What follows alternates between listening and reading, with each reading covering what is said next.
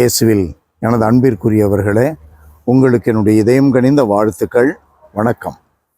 அன்பானவர்களே, இன்றைய நற்செய்தி பகுதி மத்தேயு நற்செய்தி 10வது அதிகாரம் 16 - 23 முடிய. இயேசு தம் திருத்தூதர்களை நோக்கி கூறியது: இதோ, ஓநாய்களிடையே ஆடுகளை அனுப்புவதைப் போல நான் உங்களை அனுப்புகிறேன்.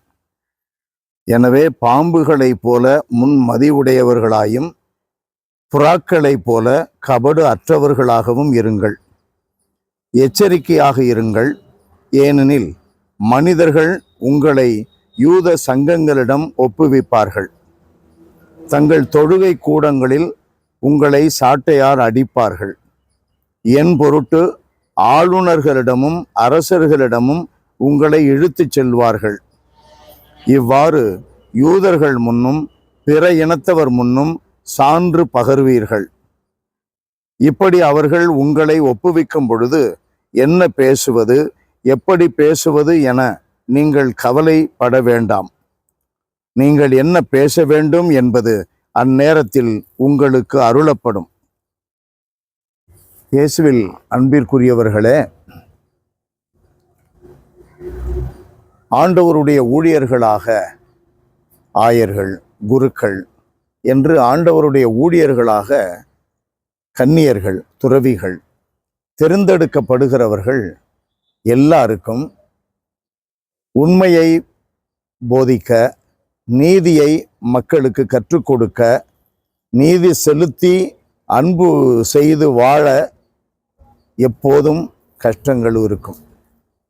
ஆயர்கள், குருக்கள், துறவிகள், கன்னியர்களுக்கு மட்டுமல்ல, நம்பிக்கையாளர்கள் எல்லாருக்கும் உண்மை, நீதி, அன்பு, சமாதானம், சமத்துவம் என்று இறை நம்பிக்கையில் ஊன்றப்பட்ட இந்த மதிப்பீடுகளின்படி நடப்பதற்கும் சரி, கற்றுக் கொடுப்பதற்கும் சரி பயங்கரமான தடைகள் எழும்.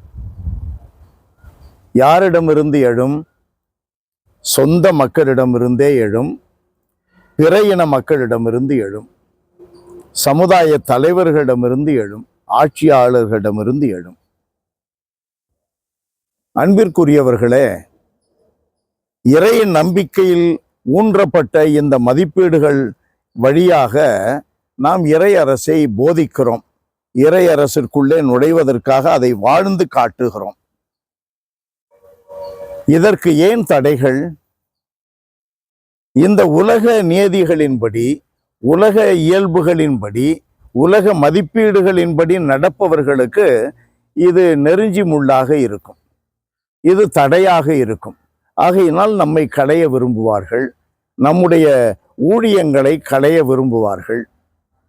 மக்கள் மத்தியில் இறை நம்பிக்கை வளர்கிறது. அதற்கு இந்த ஊழியர், அந்த குருவானவர், அந்த ஆயர், இந்த கன்னியர், இந்த துறவியர் ரொம்ப கடினமாக உழைக்கிறாங்க அப்படின்னா உடனே அவர்களுக்கு பெருமையும் புகழும் சேரும், அவர்களுக்கு எந்த பிரச்சனையும் வராது என்று நாம் எண்ணக்கூடாது. உழைப்பது உண்மைதான், நடப்பது உண்மையாகத்தான். ஆனால் பிரச்சனைகள் வரும். காரணம் என்ன? தவறு செய்பவர்களை அது உறுத்தும், நெருஞ்சி முல்லை போல குத்தும். அவர்களுடைய வளர்ச்சிக்கு இது தடையாக இருக்கும். மனசாட்சியை கூர்மைப்படுத்துகிறது.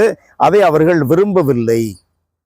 மனசாட்சி கூர்மையாக இருக்கும் பொழுது கடவுள் பயம் இருக்கும், கடவுள் மீது நம்பிக்கை இருக்கும்.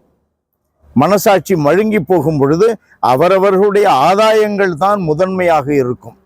உலக நியதிகளின்படி நடப்பது தான் முதன்மையாக இருக்கும். அதுதான் ஆண்டவர் சொல்லுகிறார், ஓநாய்களிடையே உங்களை ஆட்டுக்குட்டிகளை அனுப்புவது போல் அனுப்புகிறேன். பயப்பட வேண்டாம். காரணம் என்ன? நீங்கள் பேசுவதற்கும் செயல்படுவதற்கும் கடவுளுடைய ஆவியானவர் துணை இருப்பார். எல்லாம் வல்லவரே, எங்கள் தகப்பனே, நாங்கள் பலவீனர்கள் ஆயினும் கூட எங்களை நீர் விரும்பி தேர்ந்தெடுத்திருக்கிறீர். நம்பிக்கையாளர்களாய், துறவிகளாய், கன்னியர்களாய், ஆயர்களாய், குருக்களாய் தேர்ந்தெடுத்திருக்கிறீர். ஆண்டவரே, நீர் கொடுத்திருக்கிற இந்த அழைப்பில் எங்கள் பிழைப்பை நடத்தாமல், நீர் கொடுத்திருக்கிற அழைப்பில் எங்கள் இலக்கை நோக்கி பயணிக்க எவ்வளவு கடினமான பாதையை கடக்க வேண்டி இருந்தாலும் நீர் எங்களுக்கு ஆவியின் துணையை கொடுத்து வழிநடத்துகிறீர் என்ற உண்மையை உணர்ந்தவர்களாய் மனம் தளராமல் பயணிக்க அருள்தார். இயேசுவின் பெயரால் மன்றாடுகிறோம் தந்தையே. ஆமென். ஆமென்.